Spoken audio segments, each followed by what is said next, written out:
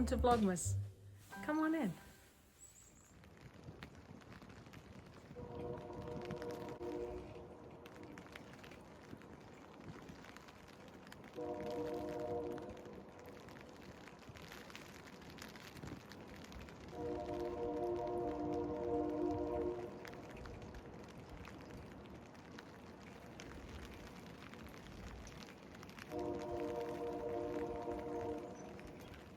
Good morning, everyone. Welcome to day 19 of Vlogmas. My name is Julie. If you are a new viewer, welcome. If you're a returning viewer, welcome back. It's lovely to have you here during this busy time of year. I hope you can just grab a nice warming drink wherever you are and settle in for just a little while. Take your mind off the busyness of the season and relax for just a minute or two. So today we are off to pick up our son. He'll be home for the holidays, and then his fiance will arrive on Christmas Eve, so that will be just lovely. So I'm trying to get as much done as possible ahead of time so that I can just be in the moment and enjoy some family time. So this morning, let's check out the litmus cowl and see how the color that I added yesterday looks. It's pouring rain outside, so the lighting is not the best. Oh, we'll see. So here is, actually that's very good representation of the color. So this one that I added yesterday was Knit Picks tweed, and this color was Prussian blue, and it's next to North Sea. So I think those look really nice together. So everything is looking good on the cowl / scarf. Still haven't decided what to do with it. When I get to the last color, I'll know for sure how long it is and decide whether I want to graft the two ends together to make a giant cowl or just Kitchener stitch each end to make a long squishy scarf. But I don't have to make that decision yet.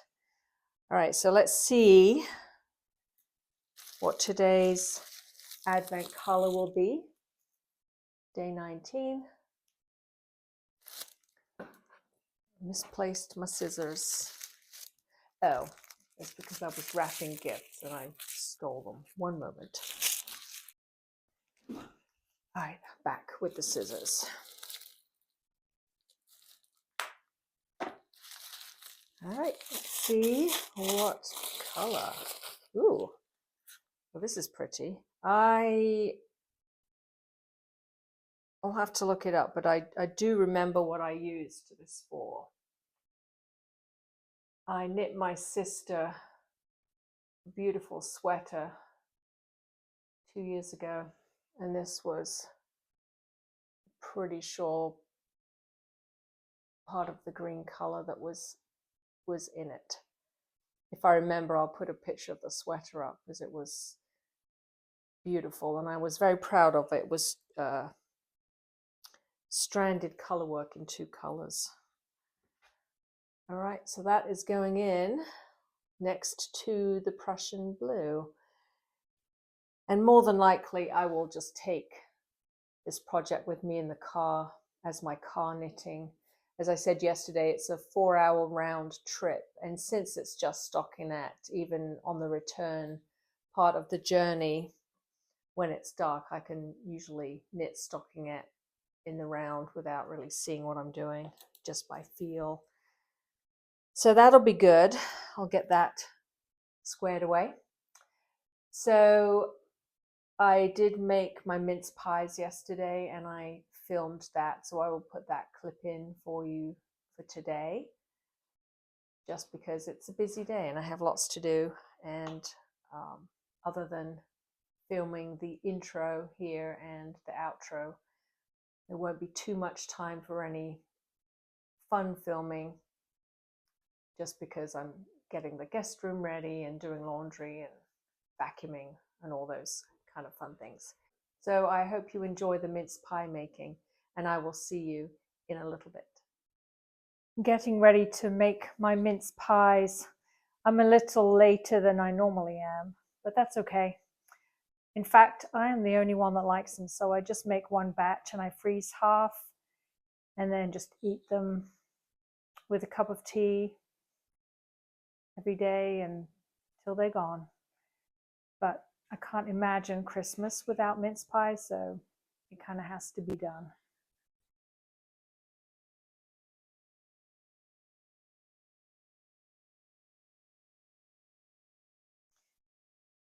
So my short crust pastry recipe comes from my mum, and I'm not sure where she got it, but it's the one I use every year for my mince pies. It's 8 ounces of plain flour, 3.5 ounces of shortening. I mean, mince pies definitely are not low calorie, but it's all right. It's only once a year.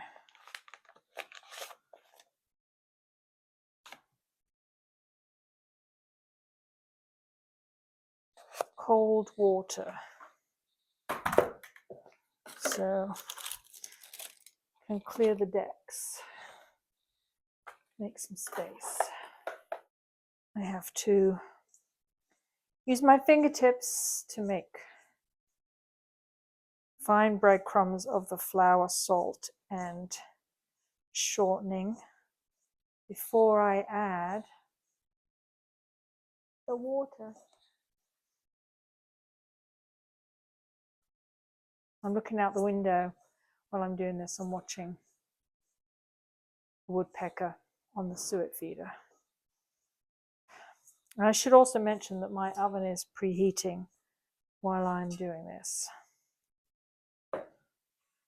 Now, to add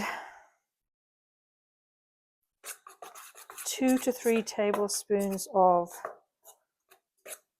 cold water. I usually just eyeball it. I've made the pastry enough now where I can usually tell if it's enough liquid.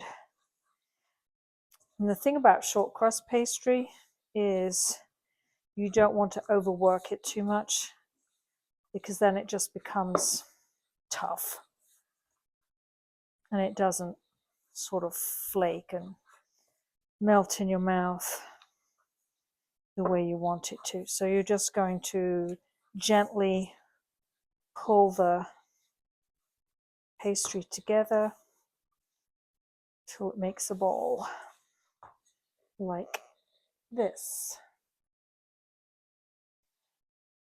Now I'm going to flour my countertop and roll out the pastry. So I'll be right back in a flash. So I'm going to roll my dough out thinly, and then I have, these were a wedding gift 34 years ago. So lots of different shaped cookie cutters, and what I use for my mince pie tins are 2 different sizes with the curlicue. So one for the base and one for the lid. I don't do anything fancy with my mince pies. Just make them the way my mom makes them, and that's just the way it is. So I know you can get super fancy and put stars and Christmas trees on the top of mince pies, but I just don't bother. So I'm just rolling out my pastry.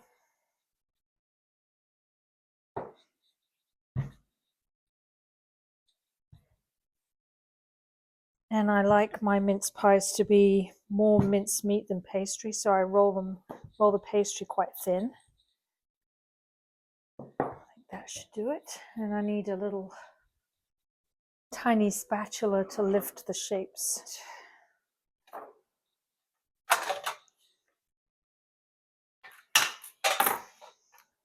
So let's do some bases.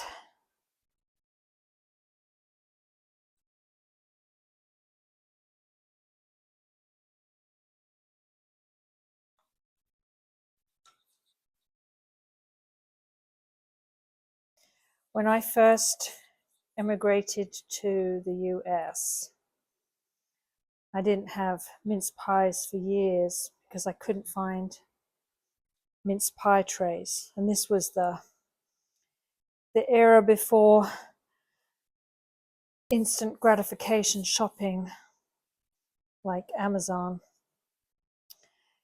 And then one year for Christmas at my mother-in-law's house, I opened my gift and it was mince pie tins, and I have no idea where she managed to find them, but she did, and I've used them ever since.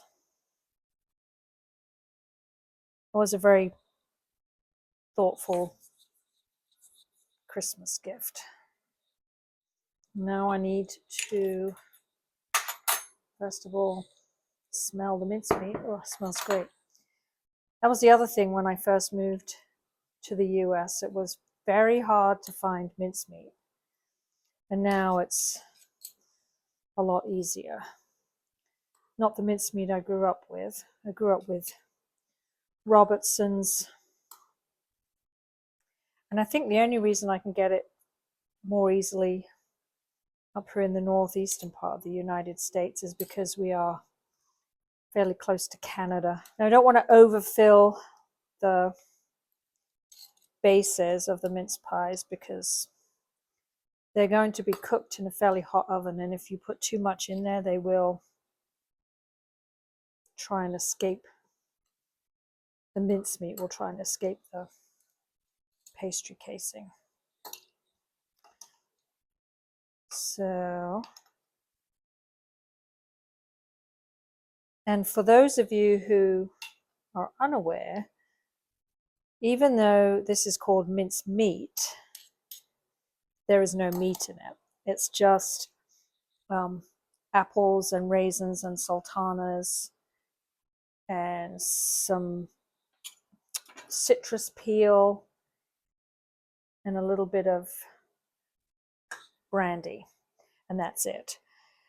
Now, back in the olden times, back in medieval England, mincemeat was actually meat.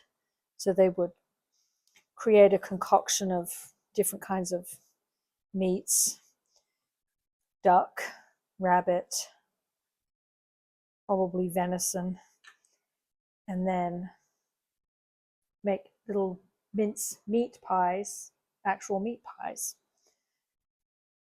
So I'm cutting out a slightly smaller shape for the lids, but I need to get an egg wash ready so that I can glue them down. So I'll be right back. All right, all the lids are on.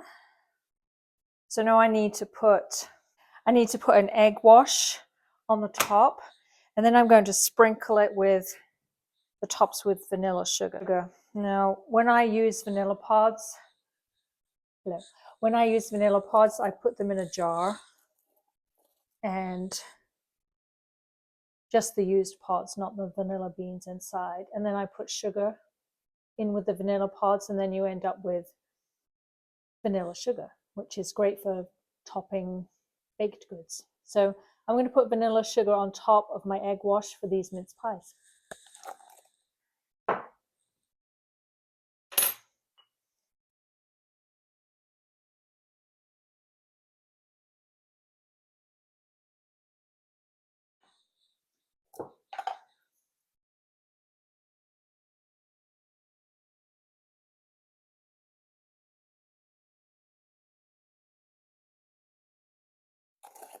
All right, and now I'm going to pop these in the oven. I don't remember how long. 20 to 25 minutes at 450.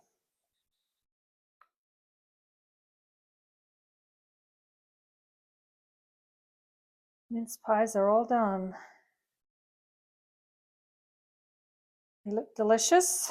I need to put them down to cool and then put them in a container ready for the holidays.